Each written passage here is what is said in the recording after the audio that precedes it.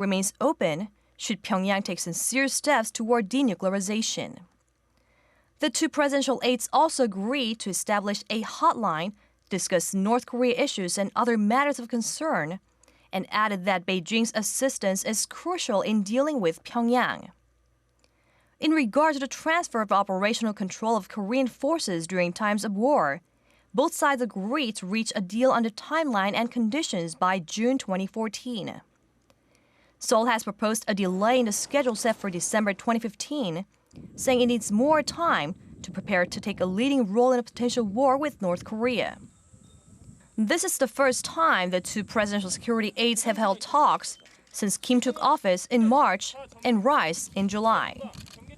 Kim is scheduled to meet with U.S. Defense Secretary Chuck Hagel and Secretary of State John Kerry on Friday. 송지선, Arirang News. South Korea and the United States will hold a sixth round of military cost-sharing talks in Seoul next Wednesday and Thursday to settle on how much each country should contribute to keeping U.S. troops on the peninsula. Seoul's Foreign Ministry Special Envoy Hwang Jun-guk and his U.S. counterpart Eric John will be leading the respective delegations. The defense cost-sharing issue for next year will headline the discussions. The two sides have been unable to narrow their differences in 5 rounds of talks since July. Seoul has put aside some $740 million for its share of the burden for 2014, while the U.S. is requesting at least $930 million. Today is Dokdo Day here in Korea. It was nearly 110 years ago that the Korean Empire proclaimed the rocky Dokdo Islets in the East Sea as Korean territory. And on this day, in the wake of Japan's repeated claims over the islets, the Korean Navy and Coast Guard carried out a joint exercise near the islets. Arirang News' Kim Yeon-ji has his story.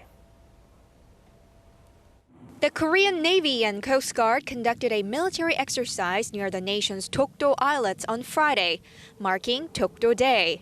The drill, involving the Navy's underwater demolition team and the Air Force's F-15K combat jets, was held under a scenario in which other countries approach and illegally land on the rocky islets. The drill is viewed as being a message to Japan, which claims sovereignty over Dokdo. The Japanese Foreign Ministry launched a video campaign last week to promote its colonial claim to Korea's Dokdo Islets. The 89-second video, posted on the ministry website and YouTube, claims that Japan established territorial sovereignty over the islets in the 17th century, and that the Japanese cabinet made it official in 1905.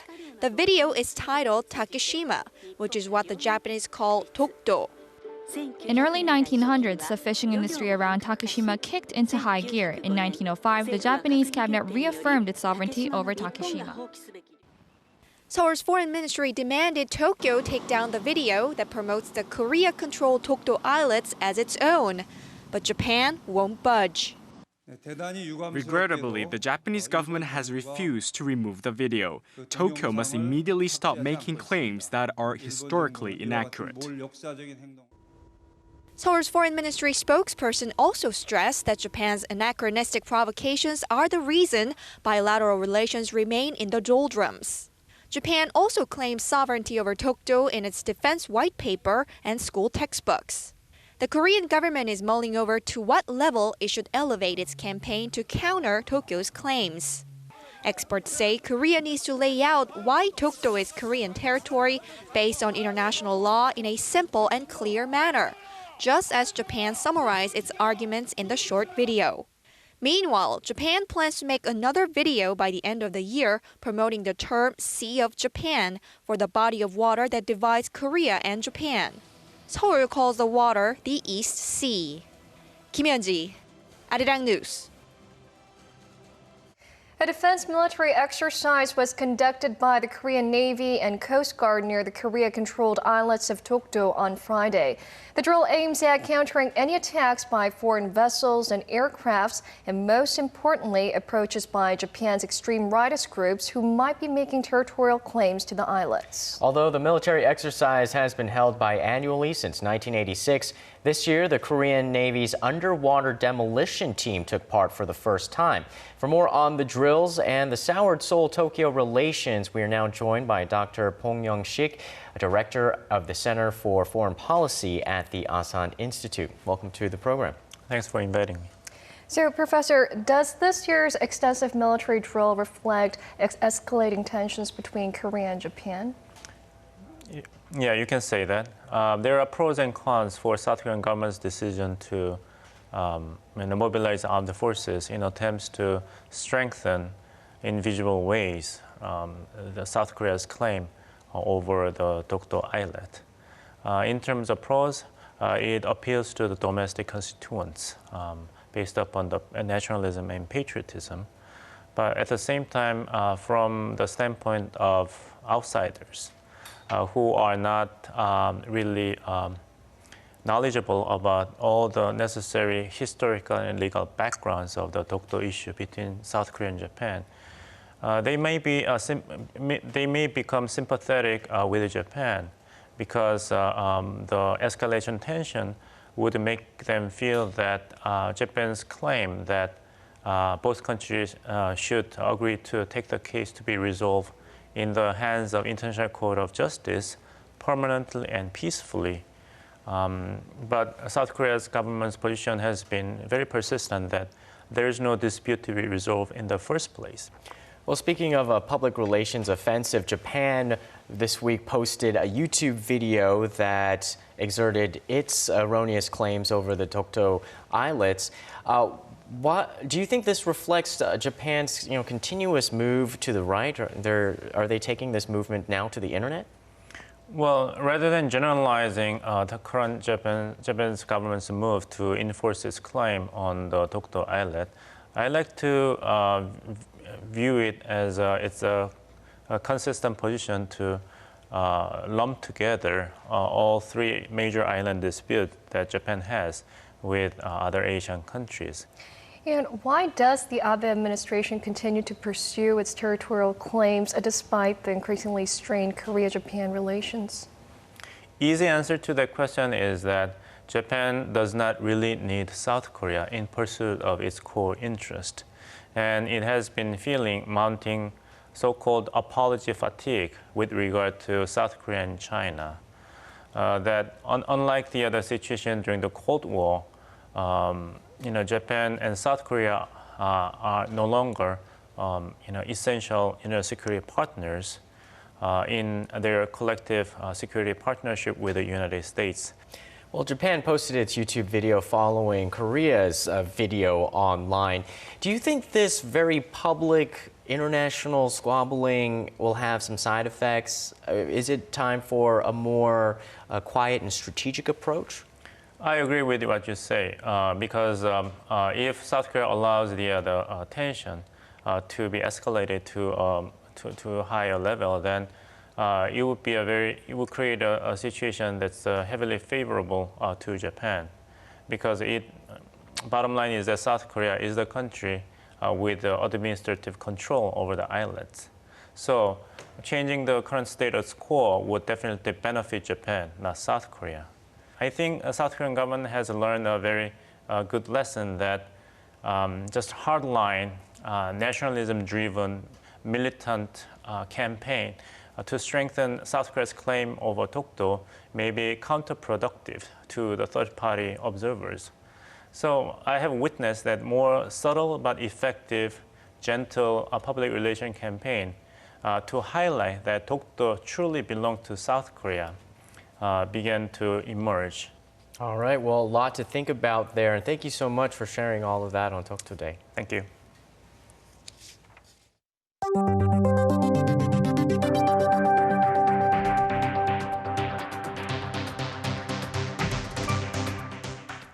There are signs that the Korean economy is breaking out of a low growth trend. It grew at its fastest pace in nearly 2 years in the third quarter of this year, bolstered by a recovery in consumer spending and a pickup in facility investment. Our Hwang Jie has the details. The Bank of Korea said Friday that the nation's gross domestic product rose 3.3% in the July to September period from a year earlier, the fastest pace of expansion in nearly 2 years. It is also the first time the growth has topped 3% since the end of 2011. What's probably more noteworthy is that the economy grew 1.1% in the quarter from the previous quarter when it gained at the same pace. It is significant because the economy's quarter-on-quarter growth remained below 1% for more than 2 years until early this year. The recovery was largely thanks to a rise in facility investment and improving domestic demand. Korean economy saw its exports decline for temporary factors. Consumer spending and facility investment all rose, resulting in a growth driven by domestic demand. Facility investment rose 1.2% last quarter after a 0.2% fall in the April to June period. Private consumption rose 1.1%, quickening from a 0.7% gain in the second quarter. But Korea's exports, which account for half of the nation's GDP, dropped 0.9% from the previous quarter, following a 1.8% expansion in the second quarter. The central bank attributed the drop to fewer working days in September due to the national holiday Chuseok. With the Korean economy showing signs of escaping from a low-growth trap, the central bank says that the latest economic performance is in line with its forecast of 2.8% growth for all of this year. Hwang Ji-ae, Arirang News. Samsung Electronics posted yet another record in operating profit in the third quarter on the back of higher chip prices and sales of its mobile devices. During the July to September period, the company's operating profit spiked by over 26% from a year earlier to roughly $960 million. Profits from Samsung's chip sector doubled to about $1.8 billion, the highest level in 3 years. The tech giant's mobile division, its biggest earnings generator, also rose to a new record high on boosted shipments of its cheaper Galaxy smartphones, countering slowing growth in the high-end segment. The rapidly strengthening Korean currency is weighing on Korean exporters. Many small and mid-sized firms in particular complain that the rise in production costs means they will probably post losses no matter how much they export their products. Kim Young-gil reports. This is a Korean company making cases for mobile phones. The company ships 80% of its products overseas, and its exports so far this year have jumped 30% from last year. But company officials say growing exports won't necessarily translate into profits because the strength in the local currency is increasing production costs. The company had expected the won to trade at an average of 1,100 won against the dollar for this year, but the Korean currency has strengthened way beyond the level, hovering at around 1,060 won. The wild fluctuation of the won makes it hard for us to make business plans. A survey by the Korea Federation of Small and Medium Business shows Korea's big companies expect their profits to be wiped out if this year's average $1 exchange rate reaches 1,061. Many small and mid-sized Korean firms say the local currency's strength is already pushing them into the red. Small and mid-sized companies should consider hedging against currency fluctuations by buying insurance or options. Small and mid-sized Korean exporters are not upbeat despite a recovery in export markets, as a strong won is eroding the price competitiveness of their products against foreign rivals. Kim Young-gil, Arirang News. Queen Elizabeth II says the United Kingdom is greatly anticipating President Park Geun-hye's visit next month. The Queen told newly appointed South Korean ambassador to the UK, Im Sung-nam, that London is looking forward to welcoming President Park. The Korean embassy in London said all preparations are well underway and that the Queen expressed interest in the Korean economy and inter-Korean relations. The two countries commemorate 130 years of diplomatic ties this year. President Park is set to leave for an 8-day trip to Europe next Saturday and will also travel to France and Belgium. Allegations that the U.S. has been spying on citizens and officials in Europe are overshadowing regional economic and social issues at a leaders' summit in Brussels. Connie Lee has more on how the latest revelations are likely to have a negative effect on Washington's trade negotiations with the European Union. The United States' alleged spying activity has angered many of the European Union leaders arriving on Thursday for a two-day summit in Brussels. The EU leaders who spoke with the media were not shy about voicing their concerns. We cannot accept this systematic spying, whatever it may be. We need to take measures, and I can't imagine measures only at the national level.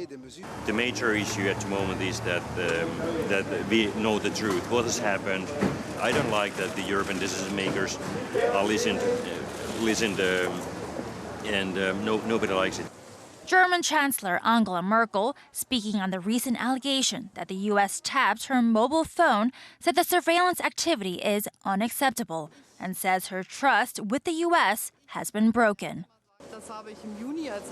This isn't predominantly about me, it's about all German citizens. We need to have faith in our allies and partners, and this trust now has to be established once again. The White House has not confirmed whether or not Merkel's phone had been tapped in the past, but said it is not doing so now and that it will not happen in the future. The President spoke with Chancellor Merkel, reassured her that the United States is not and will not monitor the Chancellor's communications. Meanwhile, the UK's Guardian newspaper reported on Thursday that the U.S. National Security Agency monitored the calls of 35 foreign leaders. The report, based on a memo leaked by former NSA contractor Edward Snowden, shows that more than 200 telephone numbers, including those of world leaders, were handed to the NSA. U.S. officials have yet to comment on this latest leak. Connie Lee, Arirang News.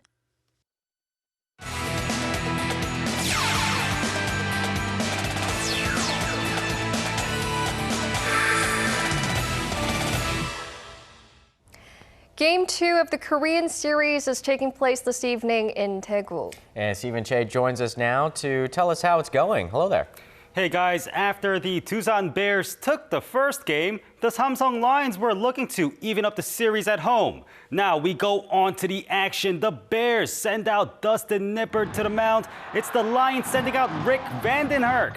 It's a pitcher's duel all game long. It's Vandenherk for the Lions. He starts by striking out 2 and ends up going 5 2/3 innings with 7 Ks total. Meanwhile, it's the righty Nippert doing his fair share for the Bears. He throws 6 solid innings. Now we go to the 8th, Tusan's Kim Jae-ho. He hits in this first run. It's 1-0 Bears finally score, but it's Samsung in the bottom of the inning. Choi Tae-in, he ties it all up with this hit. It's a tied ball game, and it stays that way. It's the bottom of the 11th, and the scores are 1-1.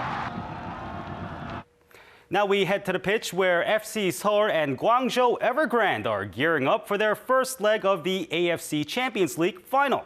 The press conference had the two managers trading barbs. FC Seoul's Choi Yong-soo said that money could not buy wins, referring to the Chinese club's investment on foreign talent. Meanwhile, Gwangju manager Marcelo Lippi complained that the Seoul hosts did not provide adequate training facilities. And on that note, the match will take place at 7:30 p.m. Saturday at Seoul World Cup Stadium. Now we end things off and take a look at Friday's top KBL matchups, starting with the Dongbu Promi taking on the KT Sonic Boom in Wonju. One of the top 3 teams, Dongbu, they were struggling early, down 11 at the half to KT. And they go downhill from there. It's KT's Anthony Richardson and Cho Sung-min combining for 46 points, almost half of the offense for their team. KT beats Dongbu 94-74. Meanwhile, it's the Mobis Phoebus hosting the ET Land Elephants at Ulsan. And it's a close one all throughout, and it's tied with just seconds left to go before the buzzer. But ET Land's Chung Young-sam hits the 3 with 2 seconds left, and they go on to win the Elephants 72-70. Now that does it for me here in the Sports Center. This has been Stephen Che. Check back at midnight for more updates in the world of sports.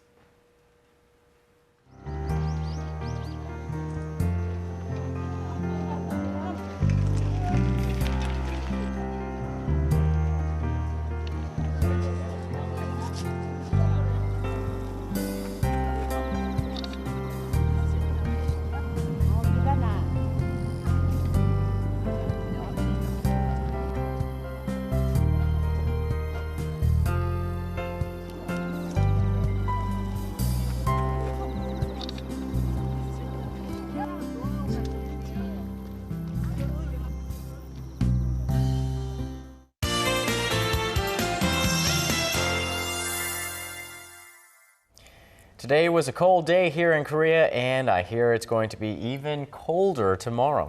For more details, let's go over to our Kim Bo-kyung at the Weather Center. Hello, Bo-kyung. What's the forecast for the weekend? Good evening, Sean and Jinju. As Sean mentioned, tomorrow will be colder than today, so keep that in mind when you're making plans for the weekend. Now, taking a look at our satellite map, as you can see, we have clear skies across the map due to a high pressure system from China. Now, if you thought today was cold, get ready for colder weather tomorrow. It should feel about 3 degrees lower due to the strong winds. Morning lows in most parts of the country are forecast to dip to the single digits, so make sure to bundle up when you're heading out. Taking a look at tomorrow's numbers, Seoul's morning lows will drop to 5 degrees before reaching 16 in the afternoon. Meanwhile, Daegu and Gwangju hit the high teens. Moving on to other regions, Daejeon starts off the morning at 3 degrees with a daytime high of 15. Meanwhile, Dokdo, Arirang, Kumgang should peak at 15 and 6 degrees respectively. The coloring of leaves reaches its peak amid big temperature gaps, so it would be a good time to check out the fall foliage. That's all for now, and I'll be back with more updates after midnight. Well, that's our broadcast on this Friday night. I'm Jinju in Seoul. And I'm Sean Lim. Thanks for joining us. Have a great weekend. We'll see you soon.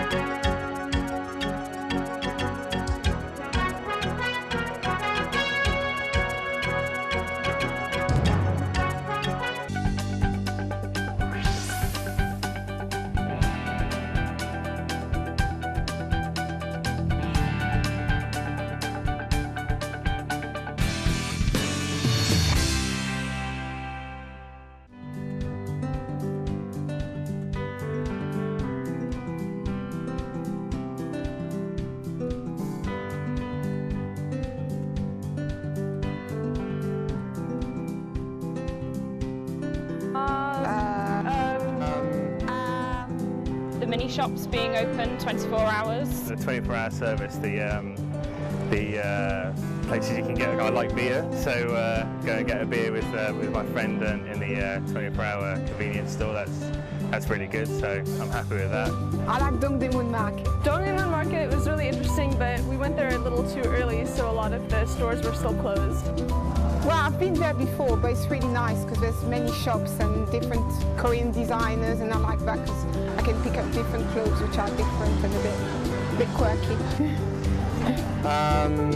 Delivery service. Actually, just a week ago, we ordered cheese and a couple of items from the Easy Shop online, and things were delivered to us within 24 hours, like the next day, and it was everything was great. Public transportation. Public transportation. Public transport. Public transportation is absolutely superb. It's probably among the best in the world because the trains are clean, they're cheap, they go everywhere. You've got so many buses and those kind of things. It's simply one of the best transportation systems you find in any city, in any part of the world. Taxis are convenient because they're easy to find, especially the orange ones, and they're also very cheap. Convenient Korea. Convenient Korea. Convenient Korea. Convenient Korea. Convenient Korea for you.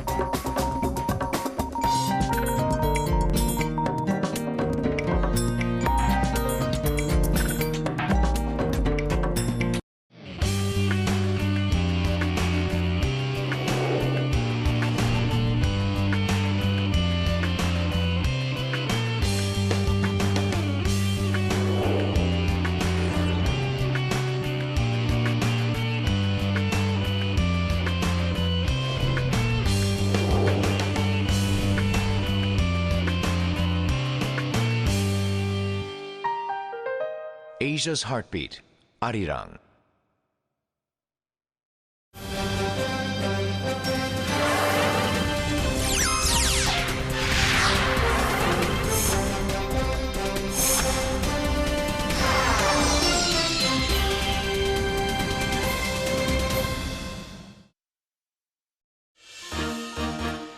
Hello, I'm Sean Lim, and welcome to After 10. For years, women have taken up prominent posts as heads of state, as key decision makers, as top CEOs. And with President Park Geun-hye, Korea is also part of this club. On today's After 10, we go into the new world being shaped and developed by female leaders. Stay with us. Janet Yellen, who has been nominated to be the next chair of the U.S. Federal Reserve. Christine Lagarde, who has been the managing director of the IMF for 3 years. Angela Merkel, who has won a third term as German Chancellor. And President Park Geun-hye, who's made a successful debut on the global diplomatic stage.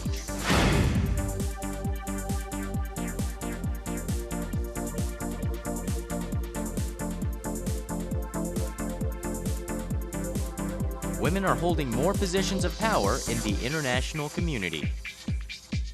Women have served as the Secretary of State in the U.S. for the better part of the last decade.